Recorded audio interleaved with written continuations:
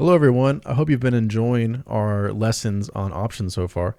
Now, this is part 3, and I think it's time that we talk about the difference between American and European options. And what the difference comes down to is when you can exercise the option, and not this kind of exercise, but the exercise where you take action and actually convert your option into shares. Let's talk about that more. So what is exercising? So option buyers have the right to exercise. And what that means is call buyers can buy 100 shares of the underlying. And I have underline marked as purple as it's a sort of vocabulary word for us. A reminder that underline is what the option is tracking. So options often track stocks or ETFs. So underline is like the level below, and it is what is being tracked. Put buyers can sell 100 shares of the underlying.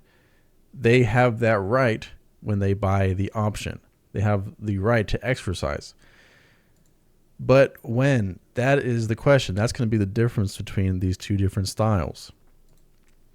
So when can you, as the buyer, force this transaction? For European options, you exercise only at the time of expiration. So let's look at an example. Let's say it's February 1st and you buy a $10 call for Volkswagen expiring on May 1st. So the decision to exercise comes on May 1st. You're not able to do it before then, which is what you can do with American options. Okay, so with American options, you can exercise at any time before expiration.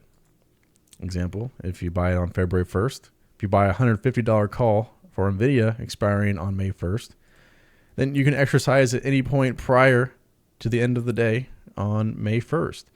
So right after buying the option on February 1st, you can exercise for at any time during those 3 months up until the very moment of expiration.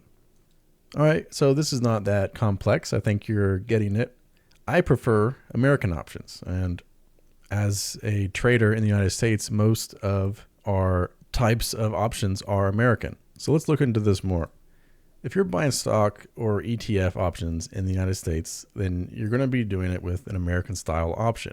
So if you're buying on Robinhood or Tasty Trade, Schwab, you're going to be doing an American style option. So that's kind of a given.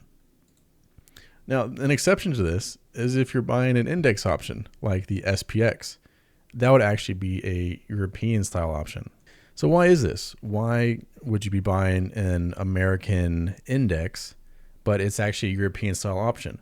Well, think about what this option is. It's on an index that you can't actually buy. Now there are ETFs and futures that track the S&P 500. But if you're buying the index of SPX, well, you can't actually do that. There's not actually a way to buy or sell SPX directly. So you could not actually exercise that and be able to buy it or sell it before the expiration, simply because you cannot buy SPX at all. You can only trade the derivatives of it, like an ETF or a future or an option. So how this would work is you're not able to exercise beforehand, but when the date comes, if you would like to exercise your option, then it would be cash settled. So if your option was in the green, if you had a profit, then they would basically just give you cash for that. If you were in the red, then they would give you, or they would take money out of your account for that. So in this example with index options, everything is cash settled at the date of expiration. So make sure you know these things before you trade. Now, like I said, if you're in the United States, almost everything you're going to be doing with options is going to be American style.